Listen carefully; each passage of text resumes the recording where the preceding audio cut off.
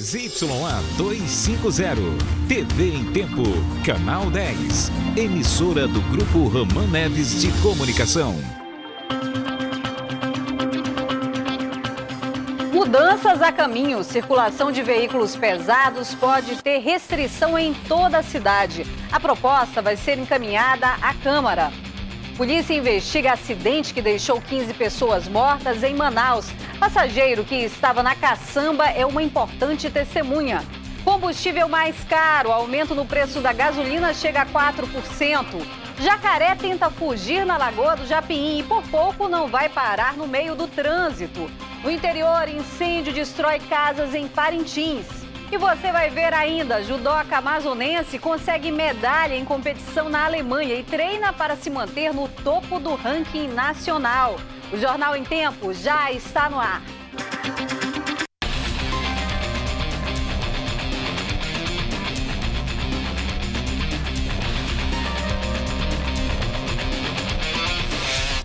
Olá para você que acompanha o Jornal em Tempo pela internet.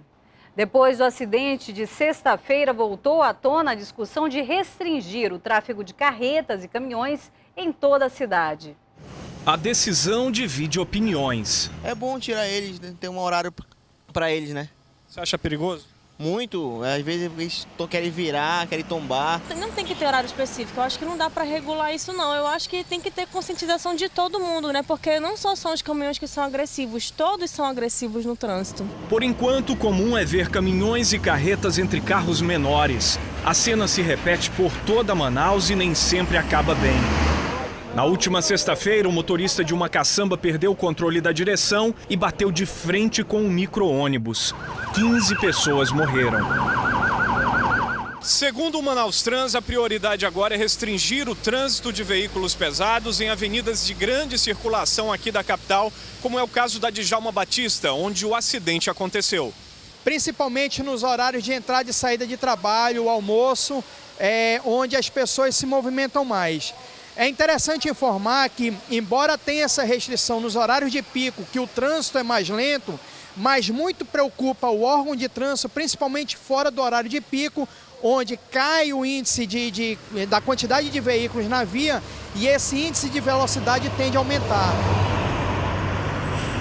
O caminhão envolvido no acidente na Avenida Djalma Batista tinha velocidade monitorada por tacógrafo. O equipamento é de uso obrigatório e registra quando o condutor excede o limite permitido.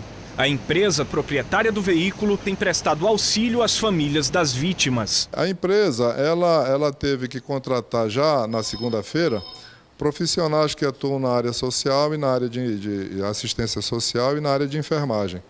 E como eu já falei para vocês, a gente está em contato com as famílias, já prestando auxílio tanto nessa área quanto na área financeira e no fornecimento de rancho e o que for necessário. A delegacia especializada em acidentes de trânsito investiga o que pode ter causado a batida. Segundo o delegado Luiz Humberto, a principal testemunha do caso é Raimundo Nogueira. Ele estava ao lado do motorista da caçamba. O seu Raimundo Nogueira, segundo consta, ele estava no carona com o motorista da caçamba.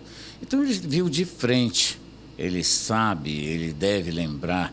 Então nós precisamos que, assim que ele melhore, que ele venha aqui na DEAT e dê o seu testemunho do que realmente aconteceu. O Instituto de Criminalística deve emitir laudo em até 30 dias.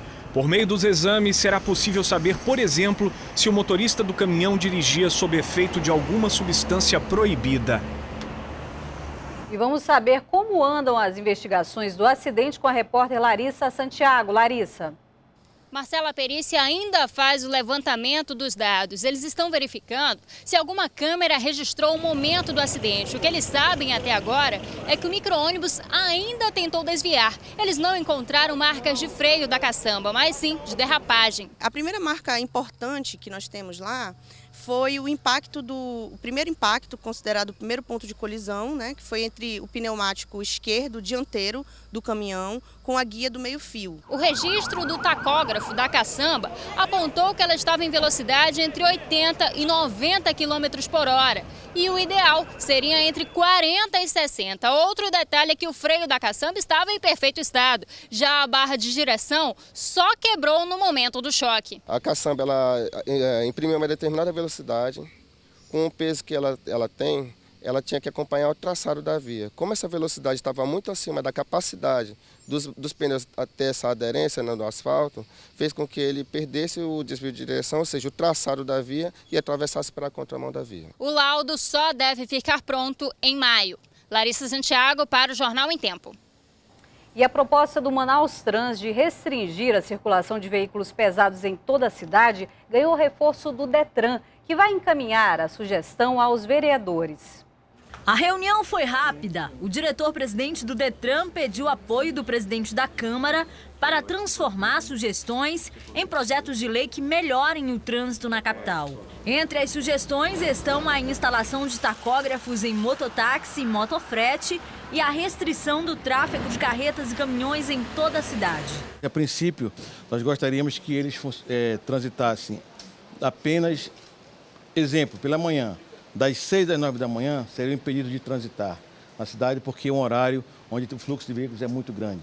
Como também na parte da tarde, a partir das 16 horas, das 16 às 20, também seriam proibidos de transitar, porque o trânsito é muito intenso nesse horário. Amanhã o Detran vai encaminhar uma lista com essas sugestões para avaliação no plenário da Câmara. O aperfeiçoamento da lei é uma coisa permanente, necessária. A Câmara tem feito isso e o fará com relação a este tema. Há inúmeras sugestões. A lei que restringe o tráfego de carretas no centro da capital está em vigor há 1 ano. Ela passaria a valer para toda a cidade, mas na prática nem no centro de Manaus tem funcionado. Atualmente, Manaus tem 55 mil veículos pesados. De janeiro de 2013 a fevereiro deste ano, foram registrados cerca de 1.500 acidentes envolvendo carretas e caminhões. Depois do intervalo, um jacaré tenta fugir da lagoa do Japim, na zona sul da capital. É já já.